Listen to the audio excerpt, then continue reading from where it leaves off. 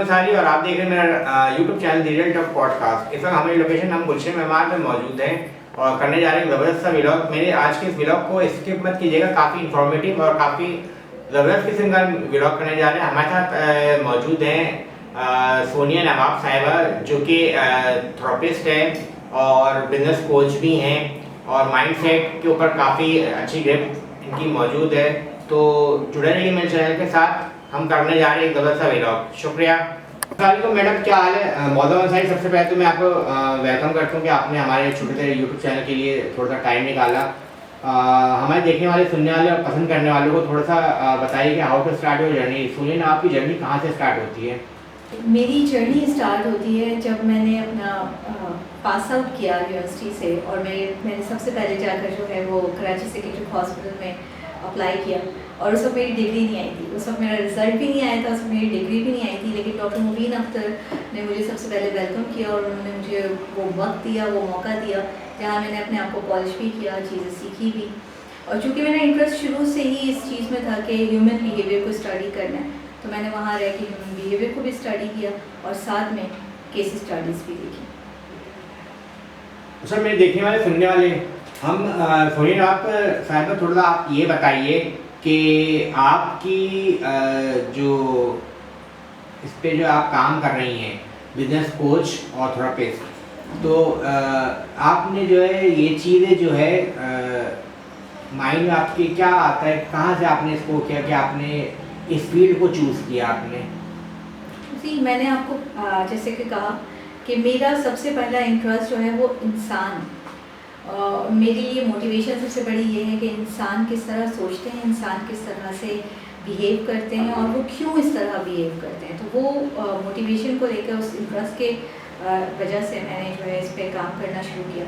और चाहे आप बिज़नेस कोचिंग कहें, चाहे आप प्रोफेशनल कोचिंग कहें, चाहे आप माइंडसेट डेवलपमेंट कहें, या आप एज अ थेरेपिस्ट मुझसे पूछें कि हम जो काम करते हैं मेंटल हेल्थ पे, वो हम क्यों करते हैं, तो इन सारी चीज़ों का ताल्लुक ह्यूमन बिहेवियर और ह्यूमन ट्रेट्स है। तो इसी वजह से मुझे लगता है कि हमें एज ह्यूमन आपका सबसे पहला इंटरेस्ट एक दूसरे इंसान में ही हो सकता है। अच्छा, ये मैं आपसे जानना चाह रहा था कि आप एज ए कॉर्पोरेट ट्रेनर भी हैं जी। तो कॉर्पोरेट ट्रेनर जब आप ट्रेनिंग कर रही होती हैं तो आप लोगों को मोटिवेट कैसे करती हैं? एज कॉर्पोरेट ट्रेनर हम उन्हें मोटिवेशन नहीं देते, हम उन्हें स्ट्रैटेजी देते हैं, हम उन्हें वो पाथ देते हैं जिस पे वो अपने आप को सक्सेसफुल बनाएं। और सक्सेसफुल अगर वो ऑलरेडी हैं और फिर वो मेंटली एग्जॉस्टेड हैं या किसी तरह के बर्न आउट में हैं या कहीं पर उनको सेटिस्फैक्शन नहीं होगी। आपने बहुत दफ़ा सुना होगा कि बहुत सक्सेसफुल लोग आपको ये बताते हैं जो अपनी 40s में हैं, जो अपनी 60s में, उन्होंने अपनी पूरी लाइफ, अपनी पूरी जर्नी पूरी कर लिया और वो फिर आपसे ये कहते हैं कि मैंने ज़िंदगी तो गुजार ली लेकिन पता नहीं चला कि कैसे गुजर गई। तो उसका रीज़न ये होता है कि उन्होंने ज़िंदगी स्ट्रैटेजी के साथ गुजार ली लेकिन उनको ये नहीं पता चला कि जीना कैसे। तो सक्सेसफुल लोगों को जिस चीज़ की ज़रूरत होती है वो ज़िंदगी जीने की ज़रूरत होती है, और जो अनसक्सेसफुल लोग हैं उनको स्ट्रैटेजी की ज़रूरत होती है। तो जिसको जिस चीज़ की ज़रूरत है उसे वो चीज़ प्रोवाइड करना ही एक्चुअली माइंडसेट डेवलपमेंट है। एक कामयाब इंसान को जो है कामयाब इंसान बनने के लिए उसमें माइंडसेट कितना होना चाहिए कि वो कामयाब ज़िंदगी गुजार सके? बहुत ज़रूरी है कि आपकी माइंडसेट डेवलपमेंट, सोचने के बहुत से तरीके हो सकते हैं लेकिन सही सोचने का तरीका आपको आपकी ज़िंदगी को बना भी सकता है। और अगर आपके सोचने का तरीका गलत है, अगर आपको अपने रिसोर्सेज को इस्तेमाल नहीं करना आता, आपको अपनी मौजूदा पोटेंशियल को इस्तेमाल करना नहीं आता, तो आपके पास सब कुछ होते हुए भी आप फेलियर की तरफ जा सकते हैं। तो माइंडसेट ही आपको बताता है आपका माइंडसेट कितना पॉजिटिव है, कितना पोटेंशियल आप अपने आप में समझते हैं और उसको कितना यूटिलाइज़ करना जानते हैं। तो ये सब कुछ आपके माइंडसेट पे डिपेंड करता है। तो आप क्या समझते हैं कि जो लोग माइंडसेट जिनके नहीं होते तो क्या वो गलतियाँ कर रहे होते हैं? बिल्कुल, आपने बहुत दफ़ा देखा होगा कि सारी फैसिलिटीज़ होते हुए भी, सारे रिसोर्सेज होते हुए भी बहुत से लोग सुसाइड कर जाते हैं। और उसका रीज़न ये होता है कि उन्हें पता ही नहीं होता कि उनको अपने रिसोर्सेज को, अपने पोटेंशियल्स को, अपनी फैसिलिटीज़ को, अपनी अपॉर्चुनिटीज़ को किस तरह यूटिलाइज़ करना था। या किस तरह उसका फ़ायदा उठाना था, उसको अपने लिए और दूसरों के लिए किस तरह मुफीद बनाना था। तो बहुत दफ़ा ऐसा होता है कि आपके पास अगर माइंडसेट डेवलप नहीं हो और आपके पास दुनिया जहान की नियमत है, आप उनका शुक्र अदा नहीं कर पाते और आप उनको इस्तेमाल नहीं कर पाते। पाकिस्तान में जो लोग रह रहे हैं वो जो उनकी ज़हनी सेहत होती है वो उसको संजीदा क्यों नहीं लेते हैं? शायद इस वजह से कि हमें ऐसा लगता है कि अगर हम इसे संजीदा ले लेंगे और अपने ही ट्रॉमास, अपनी ही ग्रीफ, अपनी ही स्ट्रेस को एक्नॉलेज कर लेंगे तो हम कमज़ोर कहलाएंगे। हमारा कल्चर ऐसा है कि जहाँ पर आपको स्ट्रॉन्ग बनने के लिए कहा जाता है। आप एक छोटे से बच्चे को देखें, अगर वो रो पड़े और वो एक बॉय बेबी हो तो वो सबसे पहले उसको कहा जाता है कि तुम तो लड़के हो, तुम नहीं रो सकते। रोना, लड़के नहीं रोते, लड़के इस तरह इमोशनल नहीं होते। तो इसका इस तरह से हम डेवलप करते हैं एक ऐसा माइंडसेट जिसमें हम पहले से बता देते हैं कि अगर कहीं पर आप वल्नरेबल हो रहे हैं, कहीं पर आप कमज़ोर पड़ रहे हैं, कहीं पर आपको कोई कमी आ रही है, तो आप कमज़ोर हो जाएंगे, आप वीक हो जाएंगे। और स्ट्रॉन्ग बने रहने के लिए, हीरो बने रहने के लिए, दूसरों की लाइफ में, दूसरों की नज़रों में हीरो बने रहने के लिए हमारे लिए ज़रूरी होता है कि हम इस बात के डिनाइल में ही रहें कि हमें कोई मेंटल हेल्थ इश्यूज़ नहीं है, हमारा मेंटल स्टेटस बिल्कुल स्टेबल है और हमें किसी भी तरह के इमोशनल ट्रिगर्स नहीं हो रहे हैं। ज़बरदस्त। मैं देखने वाला हूँ, थोड़ा आप ये बताएं कि ट्रामा इंफॉर्मेटिव ट्रेनिंग ये क्या चीज़ होती है और क्यों ज़रूरी होती है? ट्रॉमा इन्फॉर्म केयर ये पाकिस्तान में बहुत ज़्यादा कॉमन नहीं है, लेकिन मैं चाहती हूँ, मेरी बहुत ख्वाहिश है कि हम इसे कॉमन करें, हम इस पर बात करें, हम इस पर पॉडकास्ट करें, हम इस पर जो है वो लिखें। उसकी वजह ये है कि जब हम ट्रॉमा इन्फॉर्म्ड होते हैं और हम इस ट्रॉमा इन्फॉर्म केयर सिस्टम को समझते हैं तो हम ये समझते हैं कि हमें एक दूसरे के लिए सेफ स्पेस बनना है, हमें सेफ स्पेसेस बिल्ड करनी है, हमें सेफ स्पेसेस डेवलप करनी है। हमारे इर्द गिर्द हमारे घर सेफ होने चाहिए, हमारे बच्चों के लिए हमारा माशरा सेफ होना चाहिए। हम अगर कहीं काम कर रहे हैं तो वो वर्क प्लेस सेफ होनी चाहिए और जब वो सेफ होगी तो वो प्रोडक्टिव और हेल्दी माइंडसेट को डेवलप करेगी। और जब आप प्रोडक्टिव और हेल्दी माइंडसेट के साथ कुछ भी करते हैं तो एज नेशन आप थ्राइव करते हैं, not just as a person but as nation आप थ्राइव करते हैं। अच्छा, आपकी नज़र में डिप्रेशन और एंजाइटी, इस पे आप क्या मेरे देखने वालों को बताना चाहेंगी? इसको कैसे ठीक किया जा सकता है, एंजाइटी और डिप्रेशन? सबसे पहले तो ये ज़रूरी है कि आप एक्नॉलेज करें कि आपको डिप्रेशन और एंजाइटी है। डिप्रेशन कहते किसको है? आप उदास हो गए, आपको थोड़ी देर में कोई आपका मूड चेंज हुआ, आप बिल्कुल ठीक हो गए, आप हंस रहे हैं, बोल रहे हैं अपनी फैमिली के साथ, अपनी रूटीन लाइफ के साथ आप बिल्कुल प्रॉपर फंक्शन कर रहे हैं, ये सैडनेस है, ये डिप्रेशन नहीं है। लेकिन डिप्रेशन ये है कि आप बार बार उदास हो रहे हैं, आप बगैर वजह के उदास हो रहे हैं, आप बार बार रोना चाहते हैं, आपको पता नहीं है, आपके पास कोई लॉजिकल रीज़न नहीं है कि आपको क्यों रोना आ रहा है, आप बार बार पे इमोशनल हो रहे हैं, आपके पास इमोशनली रिएक्शंस की अपनी वजह नहीं है। तो वो जो डिप्रेशन है, वो जो एंजाइटी है, उसको डिनाइल में जाने के बजाय, उसके बारे में ये कहने के बजाय कि उदास तो सभी होते हैं या उदासी एक फेज़ है, ये समझना कि इसको एक्नॉलेज करना और इसका एक प्रोफेशनली ट्रीटमेंट लेना है। ट्रीटमेंट का मतलब ये नहीं है कि आप मेंटली इल हैं, ट्रीटमेंट का मतलब ये है कि आपको एक हेल्प की ज़रूरत है और वो हेल्प आपको कोई प्रोफेशनल दे सकता है। और ट्रस्टेड प्रोफेशनल के पास जाना बहुत इम्पॉर्टेंट है। बहुत से लोग मुझसे ये सवाल भी करते हैं कि अगर हम अपना डिप्रेशन या अपनी एंजाइटी या अपने जो भी प्रॉब्लम्स हैं, जो भी स्ट्रेस ट्रिगर्स हैं, वो अपनी फैमिली के साथ या अपने फ्रेंड सर्कल के साथ भी डिस्कस कर लेते तो क्या वो काउंसलिंग नहीं है? बिल्कुल भी वो काउंसलिंग नहीं है, क्योंकि काउंसलिंग के लिए ज़रूरी है कि एक प्रोफेशनल थेरेपिस्ट हो जिसको उसकी नो हाउ हो, जिसको वो समझ हो कि वो आपसे कब, कहाँ पर, कौन से पॉइंट पे कौन सी बात कर सकता है। और जो फैमिली होती है उसके साथ आप वेंट आउट कर सकते हैं, फ्रेंड्स हैं उनके साथ आप वेंट आउट कर सकते हैं, लेकिन वो आपको उसका वे आउट नहीं बता सकते, वो आपको उसका सॉल्यूशन नहीं बता सकते। सॉल्यूशन तो खैर आपको थेरेपिस्ट भी नहीं बताता, लेकिन आपको गाइड करता है कि आप अपना सॉल्यूशन को ढूंढ के निकाल लें और उस सॉल्यूशन पे अमल भी करें।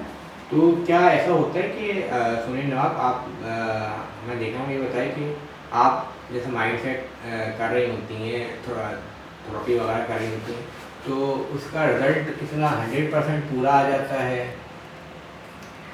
अगर एज क्लाइंट आप मेरे पास आए हैं और आप अपनी कंसेंट के साथ आए और आप चाहते हैं कि आपकी ज़िंदगी में चेंजेस आए, ट्रांसफॉर्मेशन हो, तो बिल्कुल 100% रिजल्ट हो सकता है। और अगर आप अपने कंसेंट के साथ नहीं आए, किसी ने प्रेशर करके भेजा है आपको, किसी ने कहा है कि तुम्हें इसकी ज़रूरत है और आप खुद नहीं मानते इसकी ज़रूरत, तो फिर मैं जितनी भी 100% कोशिश कर दूँ आपको उसका कोई फ़र्क नहीं पड़ेगा। तो जो पोटेंशियल है वो अल्लाह ताला ने आपके अंदर रखा है, जो रिसोर्सेज हैं वो आपके अंदर है, उसको यूटिलाइज़ करना मैं आपको बता सकती हूँ, लेकिन ये नहीं हो सकता कि मैं कोई जादू की छड़ी चलाऊँ। मैं कोई जादू की छड़ी नहीं चलाती। मैं ये बात हर थेरेपिस्ट के लिए कहती हूँ कि हर प्रोफेशनल, हर थेरेपिस्ट, हर कोच, हर काउंसलर आपके लिए सिर्फ उतनी ही एफर्ट कर सकता है जितनी आप उसके लिए तैयार हैं। कोई भी जादू नहीं करता, कोई भी दवा आप पर तब असर करती है जब आप उस दवा को पूरे यकीन के साथ लेते हैं। इसी तरह कोई भी काउंसलिंग या सेशन आपके ऊपर तब असर करता है जब आपको उस पर खुद यकीन हो, और अगर आपका यकीन नहीं है और अगर आप डाउटफुल हैं तो फिर वो आपके ऊपर असर नहीं करती, तो वो 50-50 हो जाता है। मैं देखा है सुनने वाले पसंद करने वाले हम इस वक्त सोनिया नवाब के साथ ज़बरदस्ती डिस्कशन चिटचट हमारी चल रही है। मैं देखने वालों को थोड़ा सा ये बताया कि सोनिया नवाब का जो तरीक़ेकार है इलाज का वो क्या होता है, थोड़ा सा ये बताइए प्लीज़। देखिए, अगर आप मेंटल हेल्थ के हवाले से बात कर रहे हैं तो मेरा तरीक़ेकार ये है कि आप मेरे पास आएंगे, मुझे आपकी हिस्ट्री चाहिए, मुझे आपकी ऑनेस्टी चाहिए, मुझे आपकी कंसिस्टेंसी चाहिए। अगर आप रेगुलर अपने स्केड्यूल के हिसाब से मेरे पास आ रहे हैं तो जो सेशंस मैंने आपके लिए अलाइन किए हैं उसके हिसाब से मैं आपकी ट्रीटमेंट करूँगी। सेशंस में हम काउंसलिंग करते हैं, हिप्नोथेरेपी करते हैं। चूँकि NLP प्रैक्टिशनर हूँ मैं, लेकिन एज अ काउंसलर भी हमें ब्रेन प्रोग्रामिंग की थोड़े टूल्स आते हैं और हमें उसकी टेक्निक्स पता होती हैं, तो हम ब्रेन प्रोग्रामिंग करते हैं। तो जो आपके माइंड में, आपके ब्रेन में ट्रॉमास, ग्रीफ, पेन, फेलियर का डर, फेयर, किसी भी तरह का फेयर हो, इनसिक्योरिटीज़, वो सारी चीज़ें जो आपकी ब्रेन में कहीं स्टक होती हैं, आपके सबकॉन्शियस माइंड में कहीं स्टक होती हैं, उनको हम बाहर भी लाते हैं और फिर उनके सॉल्यूशंस भी निकालते हैं और फिर उनको हम ख़त्म भी करते हैं। और बहुत सारे ऐसे ही मेरे पास स्टडीज़ हैं, बहुत सारे मेरे अपने केसेस ऐसे हैं जहाँ मुझे 100% उसका रिजल्ट मिला है। हाइप्नोथेरेपी और डीप वर्क के बारे में थोड़ा सा मेरे देखने वालों को बताइए। अच्छा, एक मिथ है हिप्नोथेरेपी को लेकर। चूँकि लोग बहुत ज़्यादा इंटरनेट पे चीज़ें देखते हैं और वो समझते हैं कि कोई स्ट्रीट हिप्नोटिस्ट जो करते हैं वो पेंडुलम लेके और वो आपको ट्रांस में ले जाते हैं और फिर वो आपसे अपनी मर्ज़ी के काम करवाते हैं। तो हिप्नोथेरेपी का ये मिथ है, ये ऐसा नहीं होता। हम किसी को ट्रांस में ले जाके उससे अपनी मर्ज़ी के काम नहीं करवाते। दूसरा मिथ ये होता है हिप्नोथेरेपी करेंगे तो आप अपने हमारे अंदर की बातें या जो बातें हम आपको नहीं बताना चाहते या जो हमारे पास के ट्रॉमास हैं या वो सारी चीज़ें जो हम किसी से शेयर नहीं करना चाहते और आपसे भी नहीं करना चाहते, वो आप उनसे उगलवा लेंगी। तो ऐसा भी नहीं होता। हिप्नोथेरेपी के दौरान हम सजेशंस इंडक्ट करते हैं, ठीक है। इंडक्शंस होती हैं हमारी, हम जो सजेशंस आपको देते हैं वो आपकी जो हिस्ट्री होती है, जो आपने अपने प्रॉब्लम्स हमें बताए होते हैं, आपके जो इश्यूज होते हैं उन्हीं के हिसाब से सजेशंस होते हैं।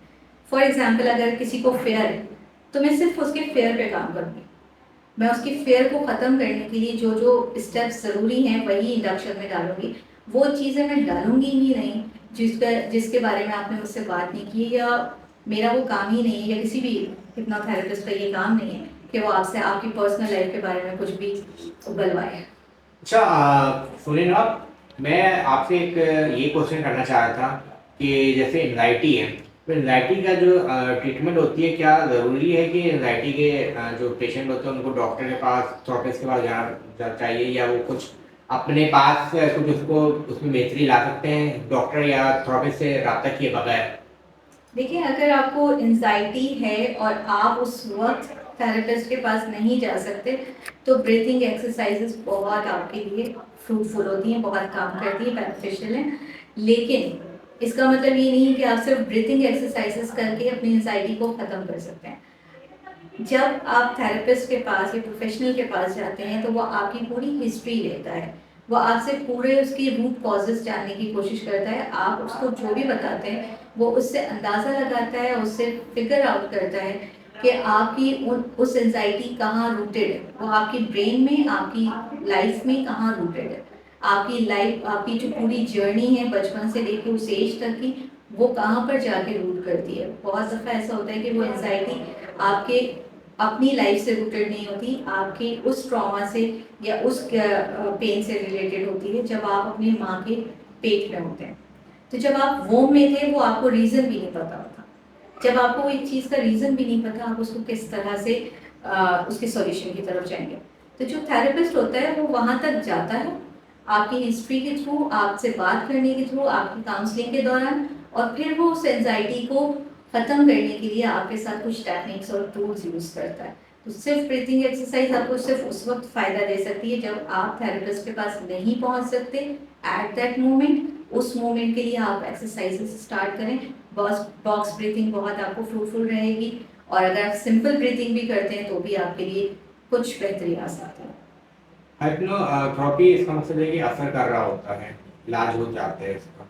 हिप्नोथेरेपिस्ट थेरेपी का तो हिप्नोसिस का अगर मैं कहूँ 99% मुझे रिजल्ट मिलता है। 99% जो है उसके रिजल्ट्स हैं और बेहतरीन रिजल्ट्स हैं। तो जो रिजल्ट आ जाते हैं 99%, फिर उसके बाद क्या वही पेशेंट दोबारा आते हैं, वही करते हैं कि हमें दोबारा ये चीज़ देखिए, मसला? हिप्नोसिस का एक पूरा स्केड्यूल होता है। आप एक दफ़ा आए, आपने हिप्नोसिस करवाया और आप चले गए, आपको फ़ायदा नहीं होगा। फॉर द टाइमिंग हो जाएगा, उस वक्त के लिए हो जाएगा। कितने सेशन के ये ऊपर डिपेंड होता है? करता है, ये डिपेंड करता है आपके इश्यूज कितने रूटेड हैं, कितने पुराने हैं, इसमें कितना मिनिमम कितने दिन, महीने लग जाते हैं, मंथ लग जाते हैं, एक आइडिया बताइए। नहीं, बहुत ज़्यादा लंबा ड्यूरेशन भी नहीं लगता, लेकिन ये कि बहुत मिनिमल जो होते हैं, बहुत कैजुअली हम जो करते हैं वो 4 सेशंस में हम कर लेते हैं। और अगर बहुत रूटेड हैं, बहुत डीप ट्रॉमास हैं या बहुत डीप इश्यूज हैं, तो फिर उनके लिए हमें 8 से 10 सेशंस भी चाहिए होता है। जो हमारी जो नई यूथ है उसके लिए आप क्या पैगाम देना चाहेंगी हमारे चैनल के रेफरेंस में? अच्छा, यूथ के बारे में तो मैं एक बात कहूँगी कि जो हमारी जेंसी है, जिसे हम अपना यूथ कहते हैं, तो उनमें एक बहुत अच्छी ज़बरदस्त क्वालिटी है स्ट्रेट ना कहने की। उन्हें जो नहीं करना होता वो ना कह देते हैं, और ये एक बहुत बड़ी क्वालिटी है जिसको अगर बहुत अच्छी तरीके से स्ट्रैटेजिकली यूज़ किया जाए और कॉन्शियसली माइंडफुली यूज़ किया जाए, तो ये आपका सबसे बड़ा एज है, आपकी सबसे बड़ी क्वालिटी है। अगर आप इसे रैंडमली यूज़ करेंगे कि हर जगह बस ना ही कहना है, तो फिर वो आपको बैकफायर करेगा। लेकिन मैं ये कहूँगी कि हमारी यूथ को अपने ऊपर इन्वेस्ट करने की बहुत ज़रूरत है, इमोशनली, मेंटली और प्रोफेशनली। आप जितना इन्वेस्ट करेंगे अपने ऊपर, आप उतना ग्रूम करेंगे, और जितना आप ग्रूम करेंगे उतना आपकी नेशन ग्रूम करेगी। वैसे तो आज की जो यूथ है वो ज़्यादातर अपने ही ऊपर चीज़ें खर्च कर रहे होते हैं, अपने वालिदैन को तो इतना वो नहीं कर रहे होते सपोर्ट। उसकी वजह है ना कि आप जिस यूथ की बात कर रहे हैं, उन्होंने अपने आप को अपना फोकस बनाया हुआ है, और उनको लगता है कि बाकी लोग तो उनको एक्सेप्ट कर नहीं रहे, तो उनको अपने आप को खुद ही एक्सेप्ट करना है। तो ये वाला एक ब्रिज भी हमें जो है ज़रूर बनाना पड़ेगा, जहाँ हम भी उन्हें एक्सेप्ट करें और वो भी हमें एक्सेप्ट कर सकें। एज मिलेनियल्स हम भी इतने बुरे नहीं हैं, और एज जेंजीज वो भी इतने बुरे नहीं हैं। जितना हमने उन्हें साइडलाइन किया और जितना उन्होंने हमें साइडलाइन किया, तो ज़रूरी है कि हम एक दूसरे को एक्सेप्ट करें, और हम सब मिलेनियल्स की जो एक्सपीरियंसेस हैं, जो उनकी जर्नी है, उससे आप सीखें और हम आपके जो है स्वैग से सीखते हैं। अच्छा, एक कहावत है नीम हकीम खतरा जान, इस पे आप क्या बोलना चाहेंगी? हाँ, ये इसके बारे में मैं ये कहना चाहूँगी कि देखें, जो काम आपका नहीं है वो प्लीज़ ना करें, और जो चीज़ आपकी है उस पर आप उसको ओन करें। और अगर आप किसी और के प्रोफेशन में, किसी और के डोमेन में कदम रख भी देते हैं और उसकी आपको प्रोफेशनल एक्सपर्टीज नहीं है, तो आप सक्सेसफुल नहीं हो सकते, आप फाइट ही करते रह जाएंगे। तो बेहतर है कि आप अपने डोमेन में रहें, अपने काम से काम रखें और उसमें एक्सेल करने की कोशिश करें, क्योंकि जब आप अपने पोटेंशियल पे काम करते हैं तो आप एक्सेल कर सकते हैं।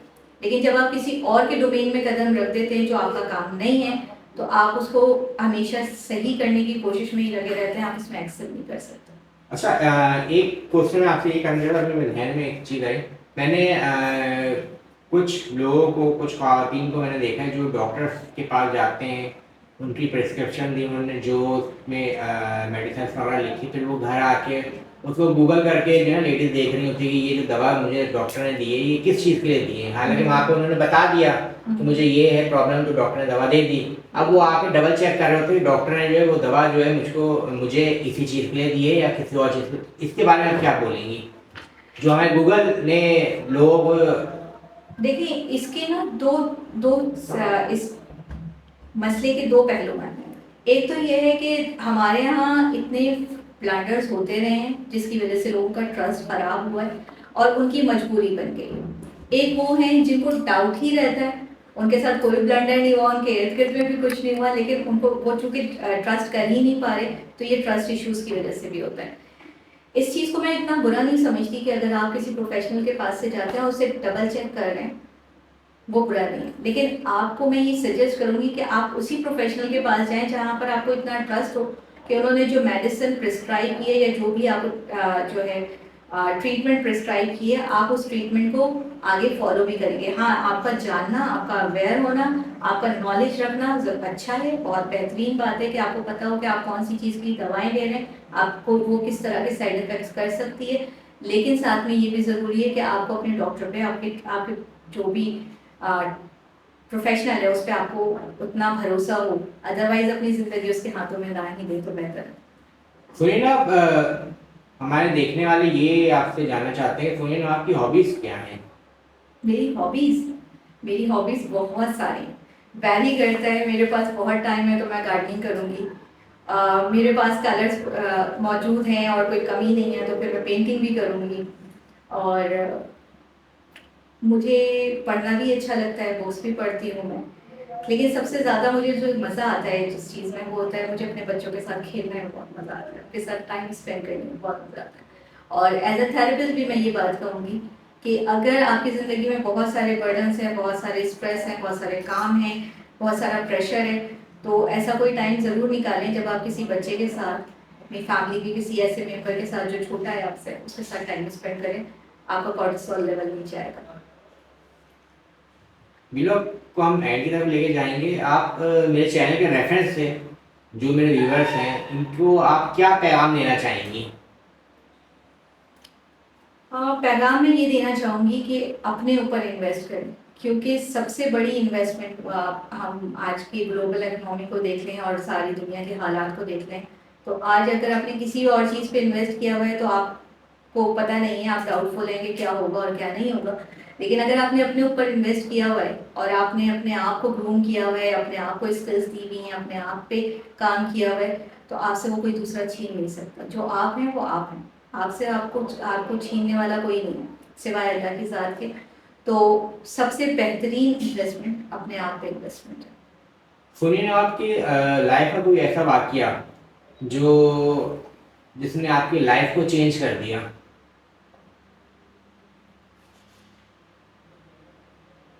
मेरी बेटी की डेथ, मेरी 23 मंथ की बेटी, अभी पिछले साल उनकी डेथ हुई है और अगले महीने उनकी बरसी है। तो खैर बरसी नहीं मनाती हूँ, लेकिन बहर कहने के लिए 1 साल पूरा हो जाएगा। वो एक मोमेंट था जिसने मुझे चेंज किया अंदर और बाहर से। और कहने वाले कहते हैं, मेरे क्लोज वंस कहते हैं कि मुझ में बहुत चेंज आ गया। मुझे अभी तक रियलाइजेशन नहीं है। आई होप कि मैं समझ पाऊँ कि क्या चेंज आया। मेरे देखने वाले सुनने वाले, हम इस वक्त मौजूद हैं सोनिया नवाब के साथ और एक ज़बरदस्त सी हमने इंफॉर्मेटिव व्लॉग बनाया है। मेरे देखने वालों को जो बातें मैं समझता हूँ कि मुझे पूछनी चाहिए थी सोनिया नवाब से, एज ए थेरेपी है ये, तो मैंने उस तमाम चीज़ों को अपने इस व्लॉग में कवर किया है। फिर मिलते हैं एक नए व्लॉग के साथ, जब तक के लिए इजाज़त दीजिए। पाकिस्तान जिंदाबाद।